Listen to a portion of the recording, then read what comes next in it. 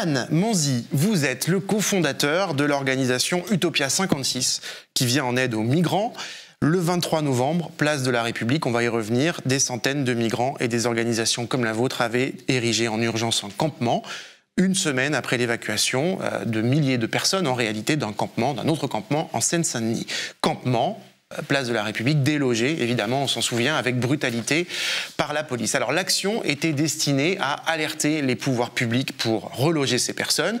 Le gouvernement s'était engagé à les reloger et puis, depuis, évidemment, le temps a passé, les semaines passent et d'autres migrants sont arrivés. Je crois que le 8 janvier, il y a 4 jours, votre organisation Utopia 56 a envoyé un courrier à la mairie de Paris, à la préfecture de Paris, au gouvernement. Ce courrier envoyé par mail le 8 janvier à 14h42, donc ça c'est très précis. Dans ce courrier, vous demandez, face à l'urgence, je cite, une prise en charge inconditionnelle de toutes les personnes vivant à la rue en cette période hivernale. Aussi un dispositif de premier accueil pour les migrants. Vous dites, nous ne pouvons plus tolérer que le passage à la rue soit une étape obligatoire d'un demandeur d'asile qui arrive à Paris. Et vous aussi, vous lancez un ultimatum, une sorte d'ultimatum dans cette lettre. Vous dites, sans engagement ou action de votre part, nous serons, une fois de plus, contraints d'être aux côtés des personnes exilées qui souhaitent visibiliser leur situation. Est-ce que ça veut dire que si rien n'est fait, si les choses n'avancent pas, vous envisagez une autre action comme celle de la place de la République ? Oui, tout à fait. Comme celle de la République ou sous d'autres formes, on ne s'arrête pas. Par contre, ce qui est sûr et certain, c'est qu'on a décidé avec notre organisation Les Exilés, parce qu'on fait ça aussi à la demande des exilés, et c'est pas nous qui mettons en avant et on ne manipule pas les exilés. Nous allons faire des actions et on attend une réponse de l'État. Comme avant le campement de Saint-Denis ou après le campement de Saint-Denis, on avait dit à l'État de prendre en charge ces 1000 personnes qui étaient restées sur le carreau. La préfecture, l'État, la mairie n'avaient pas répondu, même si la mairie après a fait des propositions. Et ben aujourd'hui on refait la même chose et en fait ce qu'on a c'est rien en fait. Toujours pas de son, toujours pas d'image et toujours ces personnes qui n'ont pas été prises en charge suite à la place de la République. Même s'il y a eu des places d'ouvertes, il y a plein de personnes qui sont restées à la rue, plus les primo-arrivants. Et aujourd'hui on a encore de retour, comme tous les soirs, des dizaines de familles, d'enfants, de femmes, de bébés, de femmes enceintes. Un petit chiffre rapide, l'année dernière c'est plus de 1300 familles qui sont passées par Utopia. Ça représente 3300 personnes hébergées 23 jours par nos équipes et l'hébergement citoyen. Et à un moment donné, il faut tout simplement que l'État prenne ses responsabilités et fasse le travail d'accueil, comme elle le dit, mais en vrai, quoi. Alors, des actions, éventuellement, pour rendre visible cette situation, ça pourrait être quoi, ces actions ? Ça peut être un campement sur un autre lieu symbolique de Paris, ça peut être beaucoup de choses, en fait. Ça peut être des lieux aussi qui sont vides, et la réquisition en France est demandée par beaucoup d'organisations. Donc, ça peut être plusieurs formes de projets, ou des lieux symboliques de l'État, ou de la région, qu'on va certainement, dans les jours et les semaines qui viennent, investir tout simplement pour rendre visible ces populations. Et c'est ce qu'on a dit et c'est ce qu'on dit au gouvernement, c'est que les mises à la rue, les mises à l'abri, les mises à la rue, les mises à l'abri, c'est fini. Et nous, on visibiliserait systématiquement toutes ces remises à la rue, que ça soit au niveau de Paris, de Calais ou d'autres régions de France sur lesquelles on travaille, on va rendre visibles ces invisibles. Ce mail, il a été envoyé le 8 janvier, il y a 4 jours. Est-ce que vous avez eu une réponse ? Non, pas de réponse, et c'est ça qui est inquiétant. On n'a toujours pas de réponse. Donc on laisse un petit peu de temps aussi, de façon à ce qu'on puisse relancer tout ça. Donc on va relancer cette semaine. Et puis bien sûr, dans les semaines qui viennent, on va passer à l'action en fait. D'accord, alors en tout cas le message est passé via cette émission. Si des gens à qui vous avez envoyé ce mail nous regardent, le message est amplifié avec cette émission. Avec nous sur ce plateau, Célia Mebroukine de la rédaction d'Alert Libre. Tu suis depuis des semaines les exilés de la place de la République, ceux qui ont été évacués ce jour-là. Et ce matin, avec Youmni Kezouf, tu es à nouveau parti à leur rencontre. Exactement Mathieu. D'abord, un petit rappel des faits. En novembre 2020, la préfecture démantèle donc un camp d'exilés à Saint-Denis. 3000 personnes sont mises à l'abri, mais selon les associations, 1000 encore restent à la rue. On les voit ici errer le soir même pour trouver refuge alors qu'ils sont poursuivis par la police. Certains d'entre eux étaient aussi place de la République, quelques jours plus tard, évacués elle aussi violemment par les forces de l'ordre. Et à notre micro, la ministre du Logement, Emmanuelle Wargon, promettait une solution d'hébergement pour tous en quelques jours. Les 300 personnes de la place de la République, J'espère que d'ici la fin de la semaine, on aura des solutions pour eux.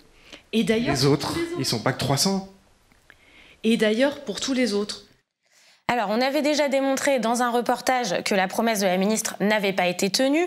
Nous avions rencontré plusieurs jeunes exilés à qui on n'avait pas proposé d'hébergement après l'évacuation. Vous étiez tous présents lors de l'évacuation du camp de Saint-Denis. Alors malheureusement, presque 2 mois après la déclaration de la ministre, certains exilés évacués de Saint-Denis vivent encore dehors et on en a retrouvé certains à l'île Saint-Denis, cette fois commune du 93, proche de Paris. On a discuté avec Hamid qui était lui présent lors de l'évacuation du camp de Saint-Denis.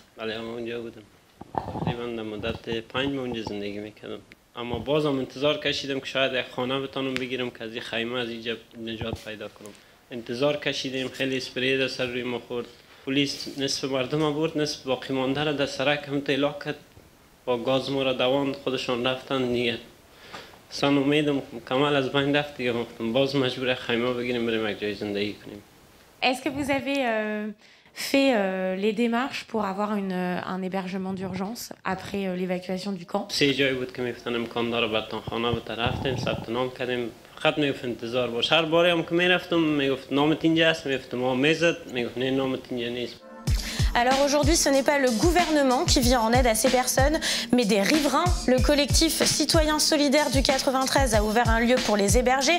Ça s'appelle le Pavillon, c'est un local associatif qui appartient à la mairie. Depuis quelques jours, ces jeunes exilés afghans dorment enfin au chaud. اونجا که میخوابیدیم پلیس میامد ما را میزد از اونجا طلا میکرد میگفت بریم اینجا نباشیم. دیگه مجبور بودیم هر شب یک جای 2 جای خیمه خود چنج کنیم. فکر میکنم که ما در خانه خودم اومدیم یک احساس گرم تانستیم اومدیم چند روز خواب درست کنم. البته بازم هر شب که خواب میکنم در تشویش هستیم در فکر هستیم که شاید فردایش بیان ما را از اینجا بکشن. Les 10 exilés partagent une chambre à l'étage, une cuisine et un salon au rez-de-chaussée. La douche et les toilettes sont au fond de la cour et avant leur installation, ce local était vide, fermé pour raisons sanitaires. Et pour Denis, membre du collectif, ça paraissait évident d'agir face à ce qu'il considère comme l'inaction des pouvoirs publics. Je pense qu'il y a un peu l'idée de, si vous voulez, de l'auto-organisation ou d'une espèce de frustration face à des mots comme ça qui peuvent être dits par des politiques institutionnelles et traditionnelles qui se disent de gauche ou qui se disent faire des choses de gauche et qui ont en leur possession énormément de lots Covid et qui n'en font rien. Il faut penser au sort et au bien-être de ces exilés qui sont dehors, quoi, enfin qui étaient dehors. Donc le but, c'est en quelque sorte de leur forcer un peu la main et de faire ce qu'ils devraient faire peut-être parfois. Donc d'investir des lots Covid quand ils sont vides et qu'ils sont appelés à rester vides pendant un certain temps. Ça me paraît une décision saine, sage et de bon sens, quoi, en fait. Oui, c'est une idée saine et de bon sens et c'est surtout une aide qui était bienvenue pour la dizaine d'exilés du pavillon. C'est un moment de répit qui a été attendu pas très longtemps pour la plupart, mais Denis et ses camarades malheureusement ne peuvent pas aider tout le monde et on l'a vu ce matin à quelques pas du local du pavillon. Nous avons pu voir les tentes d'autres exilés contraints encore de dormir sous les ponts. Face à cette situation, comment a réagi la mairie de l'île Saint-Denis, qui je le précise est une mairie écologiste? Eh bien, elle a lancé une procédure d'expulsion des locataires du pavillon. Dans un communiqué publié le 8 janvier, la mairie indique qu'elle va demander l'évacuation du lieu pour le printemps et elle précise également qu'en cette période hivernale, l'État doit demander la réquisition des nombreux logements vides qui sont souvent situés dans des villes bien plus riches que la nôtre.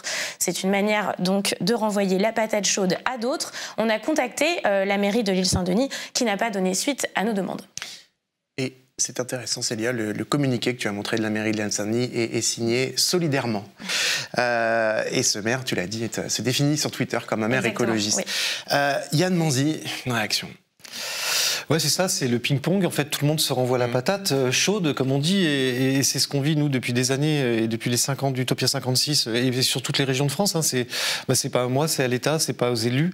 Alors qu'en fait, on peut imaginer que des lots Covid, il y en a partout.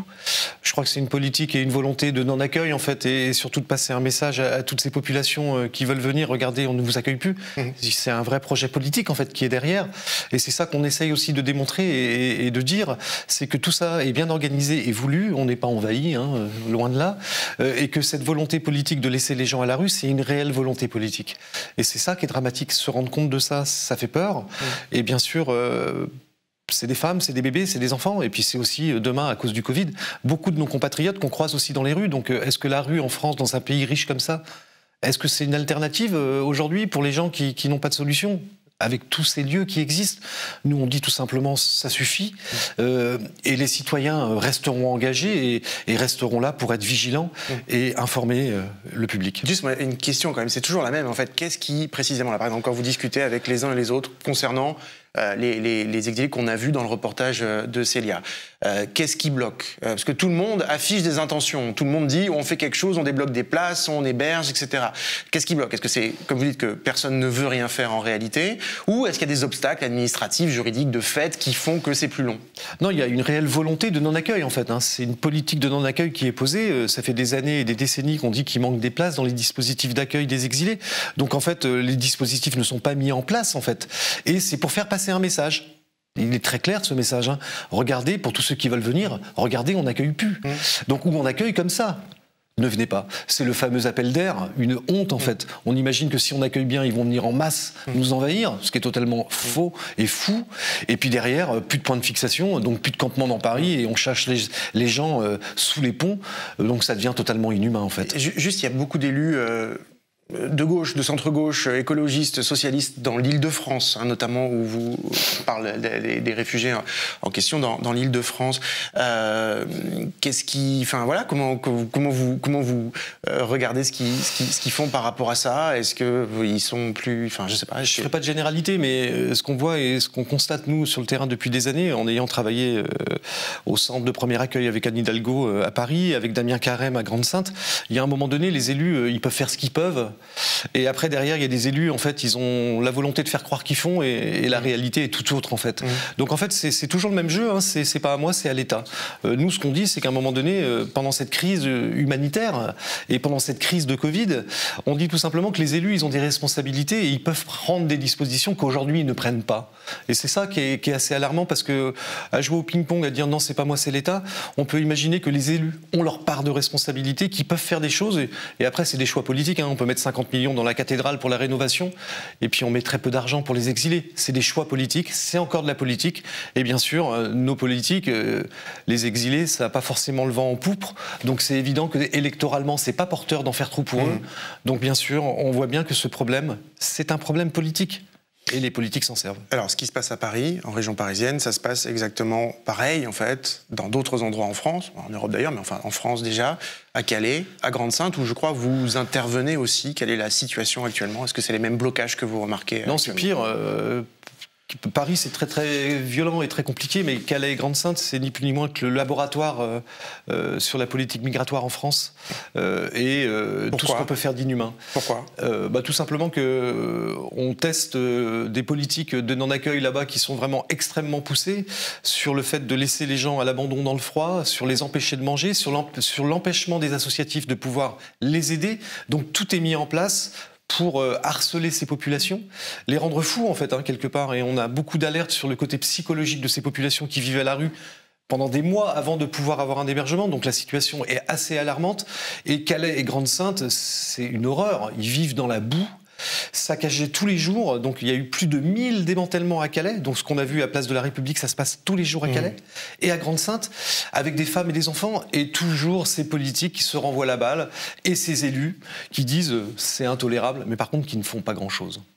Et sur les réseaux, ces derniers jours, on a vu une forme aussi, on a vu des images d'acharnement policier aussi. Il y a la police intervient très régulièrement pour déloger les personnes, pour les empêcher de dormir à des horaires un peu inattendus. Enfin, ça aussi, ça fait partie de cette volonté de décourager finalement. Les tentes qu'on arrache, c'est ce qu'on voit beaucoup comme image. C'est ça, c'est qu'il y a c'est vraiment une violence policière à Calais et Grande-Synthe depuis le démantèlement de la jungle de Calais. C'est incroyable ce qui se passe là-bas. Beaucoup actionné par des parce que là on a parlé avant de violences policières par des gens qui étaient dans la police et qui avaient commis une agression. Là en l'occurrence ces policiers-là ils sont actionnés par des décideurs politiques, par des élus, c'est un projet politique, par l'administration. C'est un projet de non-accueil organisé par l'État, par Monsieur Darmanin, orchestré par Monsieur Darmanin et les préfets aux alentours. Et tout ce qu'on peut faire comme procès de la dignité de ces populations, tout ce qu'on fait, des fois on gagne et derrière ça les empêche pas de recommencer le lendemain avec un vrai message très clair, plus de point de fixation à Calais et la possibilité de laisser vivre des gens comme des animaux, et encore les animaux je pense qu'ils sont encore mieux respectés. Merci, merci beaucoup Yann Manzi. Petite question, si on veut aider Utopia 56, on fait comment ? Eh ben on vient, on s'inscrit, on vient comme volontaire, parce que le nerf de la guerre à Utopia, c'est bien sûr les volontaires. Et puis après, si on peut pas venir sur le terrain, on peut accueillir chez soi des populations mineures ou des populations qui vivent à Paris, des femmes, des enfants, sur un bout de canapé, de façon à ce que nous, on puisse faire pression sur l'État pour qu'il puisse être pris en charge. Et puis derrière, après, bien sûr, on peut aider Utopia, qui n'est non financé par l'État, et Utopia appartient à des citoyens. C'est vous qui financez Utopia, donc continuez. D'accord. Il y a un site internet ? Il y a un site internet, et on va directement dessus, Utopia 56, et puis vous pouvez avoir toutes les informations et vous inscrire. Très bien, merci beaucoup Yann Manzi, merci Célia de l'équipe d'Alerli.